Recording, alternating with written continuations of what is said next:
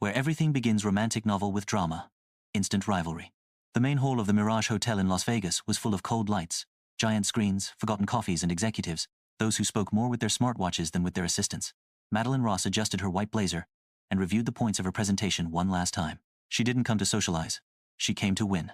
"Excuse me, is that your stand?" a male voice asked beside her. Madeline looked up.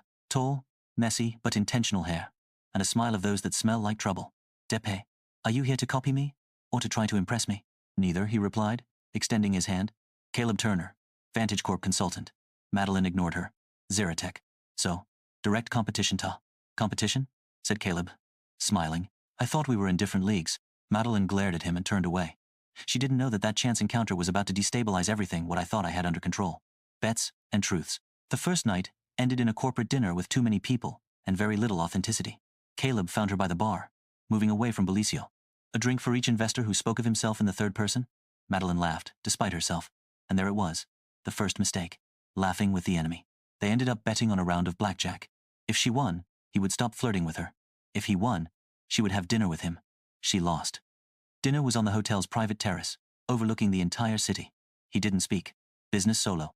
He spoke of art, of travel, of his mother, deceased 3 years ago, of his younger brother who lived in Reno. "And you?" he asked.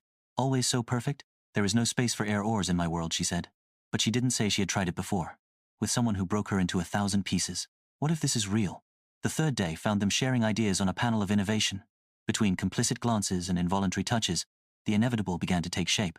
That night, in the hotel pool, when everyone was sleeping, he approached. There were no words, only a question NTA in his gaze. And she said yes, with a kiss. It was real. It was honest.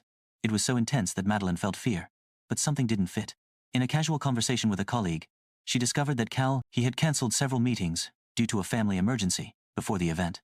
And he never mentioned anything. Everything breaks. Madeline wasn't one to avoid conflict. What? What kind of consultant cancels half their schedule and shows up here as if nothing happened? I didn't lie. I just omitted. Did you omit that your brother is sick and needs constant care? Did you omit that you shouldn't be? Who? Caleb looked down. His silences spoke more than his words. I didn't want to give you an edited version of me, Mads. I wanted to feel normal. For once, you can't build anything with someone if you don't trust from the beginning, she whispered. That night, he left. And with him, what was barely beginning to flourish. Secrets and silences. Weeks later, back in New York, Madeline into everything to forget, until he received an envelope with a note. If you ever want to know the truth, ask Aaron Turner. And he did. Caleb's brother was a 27-year-old, diagnosed I full with progressive multiple sclerosis. Caleb had been taking care of him since his parents died. He lived among responsibilities, guilt, and silences. Aaron showed him a photo. It was Caleb, sitting on the ground, tired, laughing with his brother, without filters, without poses. Madeline understood something. Caleb had not wanted to lie. He was only trying to survive his life. The reunion. The awards gala brought them together again in Chicago. Madeline didn't know he would be there. He didn't either. They saw each other from opposite sides of the room. There was a look, then another. No words. Until he approached. I didn't know you would come, he said.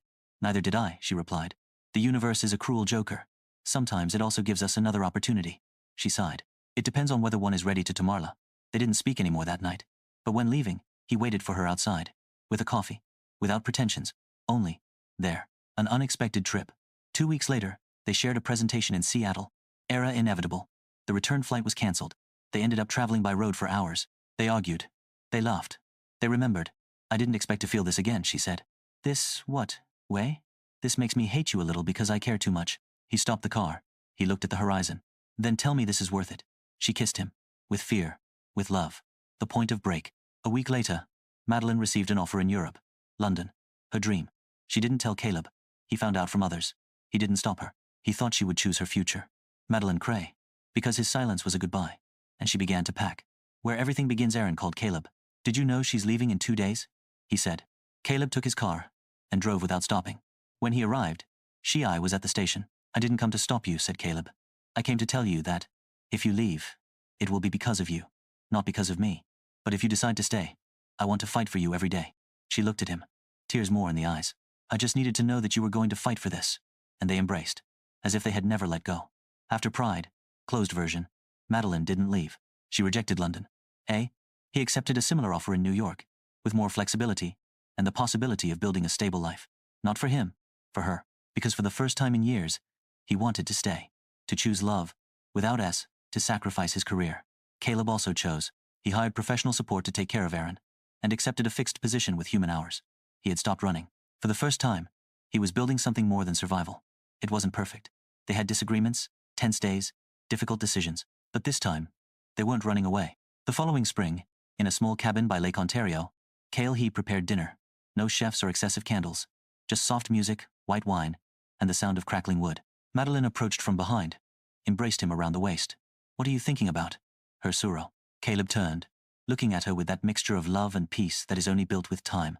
"How close I came to losing this, and how lucky I am that you chose me anyway." She. He smiled, resting his forehead against hers. "I didn't choose you once. I choose you every day."